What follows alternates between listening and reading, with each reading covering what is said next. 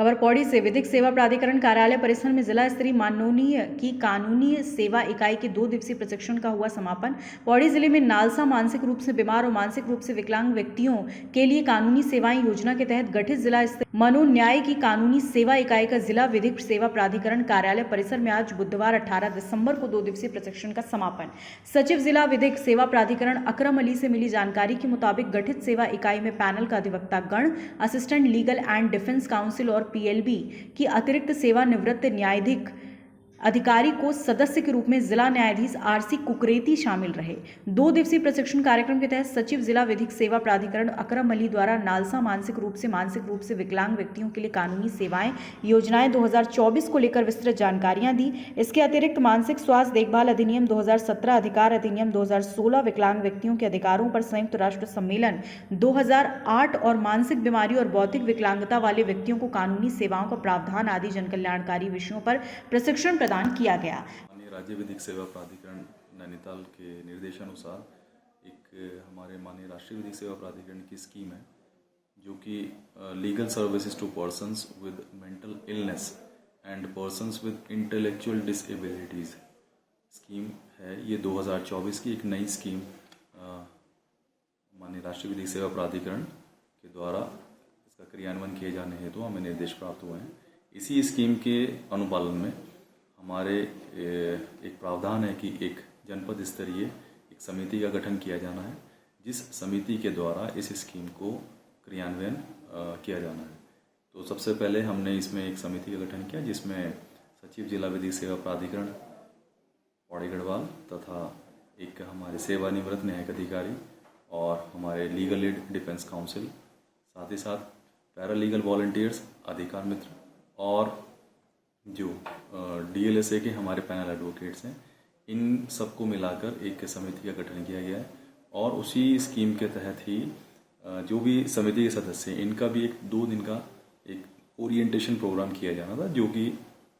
कल और आज यानी कि 17 दिसंबर 2024 और 18 दिसंबर 2024 को ये 2 दिवसीय प्रशिक्षण कार्यक्रम एक तरीके से रहा है, जिसमें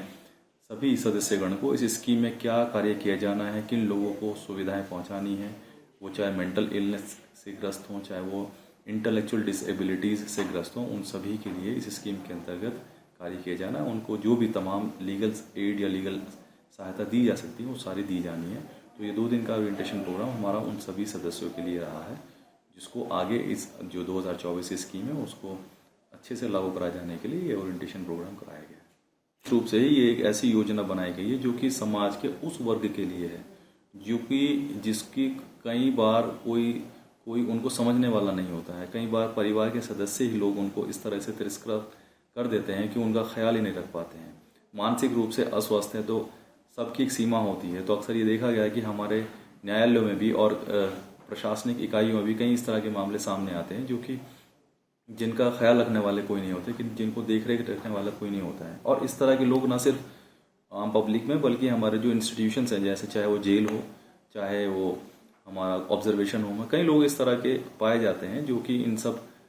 परेशानियों को फेस कर रहे हैं। तो उनको क्या क्या लीगल एड दी जा सकती हैं वो इस स्कीम में बताया गया है। उन सभी को इस तरह के व्यक्ति को चिन्हित करते हुए उनको ये दिया जाना है। साथ ही साथ एक अब जागरूकता भी हमारे समाज में लाने की आवश्यकता है, जिसके लिए आउटरीच प्रोग्राम्स इस स्कीम के अंतर्गत हम अपने पैरालीगल वॉलंटियर्स, पैनल एडवोकेट्स के माध्यम से जगह जगह पर अपने जनपद के अंतर कराएंगे, ताकि लोगों को पता चल पाए कि इस तरह का भी कोई लाभ जो मानसिक रूप से ग्रस्त व्यक्ति हैं उनको पहुंचाया जा सकता है। कई बार क्या होता है कि इस तरह का लाभ है, उपलब्ध है, लेकिन पता ना हो पाने की वजह से उस तरह के लोग न केवल खुद समस्या फेस करते हैं बल्कि दूसरों के लिए भी समस्या कई बार कारण बन जाते हैं। तो वो सारे लाभ इस तरह के लोगों को पहुंचाने का प्रयास इस स्कीम के अंतर्गत किया जाता है। खबर भारतवर्ष के लिए पौड़ी उत्तराखंड से भगवान सिंह की रिपोर्ट। अपने शहर, अपने प्रदेश की ताज़ा खबरों के लिए लाइक करें, शेयर करें, सब्सक्राइब करें और हाँ, बेल आइकन दबाना ना भूलें, क्योंकि खबर हमारी, फैसला जनतंत्र का।